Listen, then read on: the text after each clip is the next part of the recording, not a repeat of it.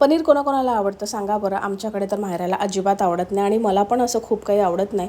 म्हणून आज छान मस्त गच्चीवर आलेलो होतो. छान खेळ खेळला आम्ही आणि खूप मस्त वाटत होतं गच्चीवर. आणि माहेराला मी घेऊन येते जनरली, कुठे ना कुठे घेऊन जाते की तिला खेळता आलं पाहिजे म्हणून, कारण की आमच्याकडे खेळायला लहान मुलं अशी खूप कमी आहेत आणि जी आहेत ती शाळेत जाणारी आहेत.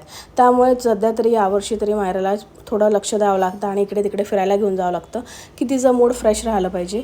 मग घरी आलो, म्हणजे खाली आलो आम्ही आणि त्यानंतर मस्त पालक पनीर पराठा करायला घेतला. पालक पनीर मस्त छान मी ग्राइंड करून घेतलं आणि त्यामध्ये मिरची पण घातली 1-2 आणि त्यानंतर छान बेसिक मसाले घातले, ओवा आणि तीळ घातलं भरपूर, सांबार म्हणजेच कोथिंबीर घातला. आम्ही सांबार म्हणतो, आमच्या नागपूरला सांबार म्हणतात, म्हणजेच कोथिंबीर आणि आलं लसूणची पेस्ट घातली आणि त्यानंतर छान मस्त असं मी पीठ मळून घेतलं. छान पीठ असं रेडी झालं आणि मग चपाती लाटायला घेतली.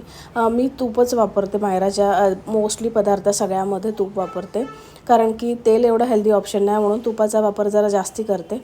भाज्या वगैरे फक्त तेलामध्ये करते. तर छान मस्त असं थोडासा हलकासा कडक केलेला होता, कारण की मायराला तसा आवडतो रोल करून खायला आणि मला पण तसाच आवडतं. होऊ शकते माझ्यामुळे तिला पण तसाच आवडत असेल. त्यानंतर छान असा हेल्दी पराठा रेडी.